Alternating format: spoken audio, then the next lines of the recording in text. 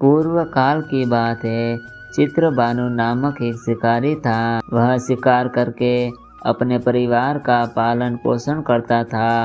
उस शिकारी पर साहूकार का काफी कर्ज था, लेकिन वह उसका कर्ज समय पर नहीं चुका पाया। फिर साहूकार ने शिकारी को शिव मठ में बंदी बना लिया। जिस दिन उसे बंदी बनाया गया था उस दिन शिवरात्रि थी। चतुर्दशी के दिन उसने शिवरात्रि व्रत की कथा सुनी और शाम होते ही साहूकार ने उसे अपने पास बुलाया और ऋण चुकाने के बारे में कहा। उसके बाद वह फिर शिकार की खोज में निकला। बंदी घर में रहने के कारण वह बहुत भूखा था। शिकार की तलाश में वह बहुत दूर निकल गया।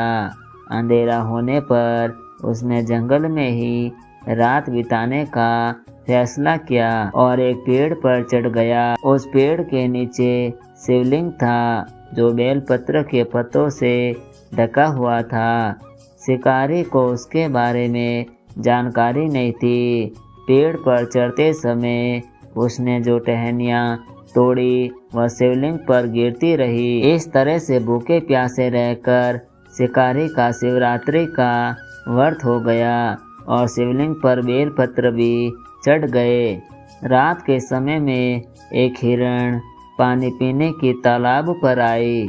शिकारी जैसे ही उसका शिकार करने जा रहा था भी हिरणी बोली, मैं गर्भवती हूँ, शीघ्र ही प्रसव करूँगी।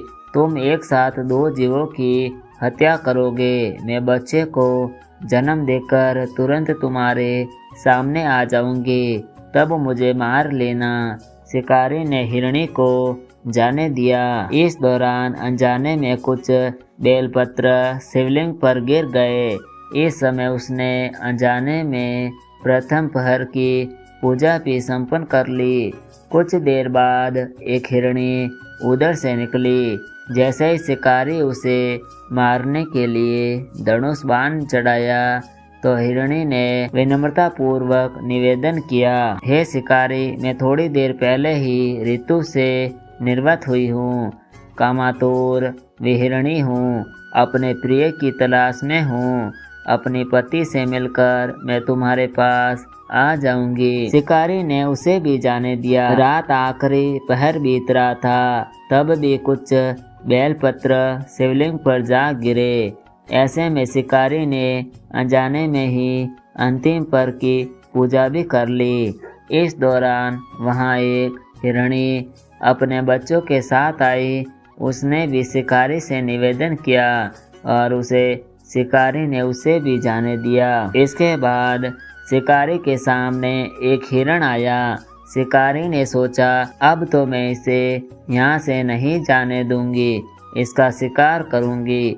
तब हिरण ने उसे निवेदन किया कि मुझे कुछ समय के लिए जीवन दान दे दो। शिकारी ने पूरी रात की घटना उस हिरण को सुना दी। तब हिरण ने कहा कि जिस तरह तीनों पत्नियां प्रतिज्ञाबद्ध होकर गई है, मेरी मृत्यु से अपने धर्म का पालन नहीं कर पाएगी। जैसे तुमने उन्हें विश्वापात मानकर छोड़ा है, मुझे भी जाने दो। मैं उन सबके साथ तुम्हारे सामने शीघ्र ही उपस्थित होता हूँ। शिकारी ने उसे भी जाने दिया। इस तरह सुबह हो गई। उपवास, रात्रि जागरण और शिवलिंग पर बेलपत्र चढ़ाने से अनजान में ही शिवरात्रि की पूजा पूर्ण हो गई। लेकिन अनजाने में हुई पूजा का परिणाम उसे तत्काल मिला। थोड़ी देर बाद हिरण और उसका परिवार शिकारी के सामने आ गया। उसे उन सभी को देखकर शिकारी को बहुत गिलानी हुई और उसने पूरे परिवार को जीवन दान दे दिया। अनजाने में शिवरात्रि व्रत का पालन करने पर भी शिकारी को मोक्ष की प्राप्ति हुई। जब मृत्यु काल में यमदूत जीव को ले जाने लगे तो शिवगणों ने उन्हें वापस भेज दिया और उसे शिवलोक ले गए।